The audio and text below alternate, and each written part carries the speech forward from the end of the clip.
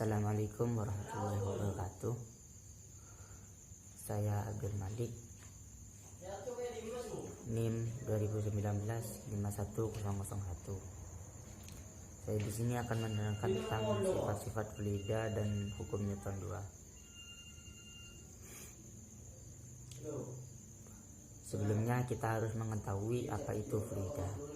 Fluida adalah kelompok zat yang dapat mengalir. Kelompok zat yang digolongkan fluida adalah zat cair dan zat gas.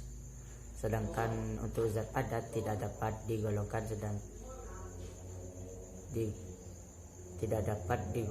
sebagai fluida dikarenakan zat padat memiliki bentuk yang tetap dan tidak dapat mengalir. Sifat-sifat fluida. Yang pertama, sifat fluida adalah rapat massa, berat jenis, dan rapat relatif. Rapat massa adalah ukuran konsentrasi massa zat cair dan dinyatakan dalam bentuk massa persatuan volume. Berat jenis adalah berat benda persatuan volume pada temperatur dan tekanan tertentu, dan berat suatu benda adalah hasil kali antara rapat massa dan percepatan gravitasi. Rapat relatif adalah perbandingan antara rapat massa suatu zat dan rapat massa air, atau perbandingan antara berat jenis suatu zat dan berat jenis air.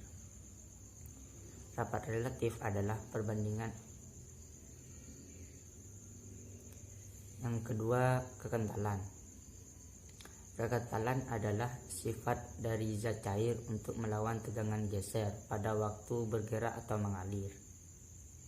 Kekentalan disebabkan adanya kohesi antara partikel zat cair sehingga menyebabkan adanya tegangan geser antara molekul-molekul yang bergerak.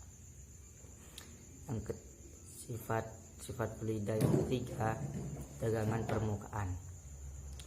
Molekul-molekul pada zat cair akan saling tarik-menarik secara seimbang di antara sesamanya dengan gaya berbanding lurus dengan massa dan berbanding berbalik dengan kuadrat jarak antara pusat massa.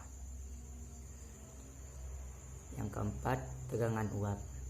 Tegangan uap adalah tekanan suatu uap pada kesetimbangan dengan fase bukan uapnya. Semua zat padat dan cair memiliki kecenderungan untuk menguap menjadi suatu bentuk gas, dan semua gas memiliki suatu kecenderungan untuk mengembun kembali.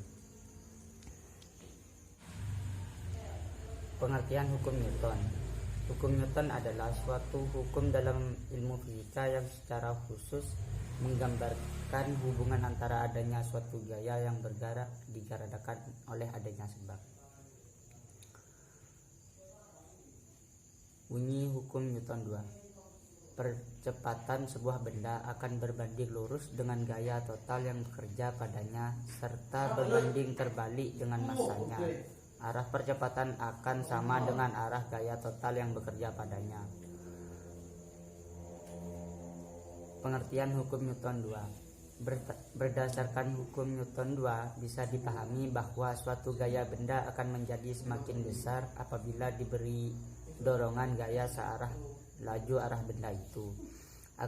Akan tetapi jika diberi gaya tolak atau gaya yang berlawanan dari gaya benda itu, maka akan memperlambat atau memperkecil laju gaya benda itu karena adanya perubahan kecepatan serta perubahan laju benda yang mendapat gaya. Makin besar perlambatan atau percepatan yang diberikan, maka akan semakin mempengaruhi arah gerak benda itu. Terima kasih, sekian dari saya. Wassalamualaikum warahmatullahi wabarakatuh.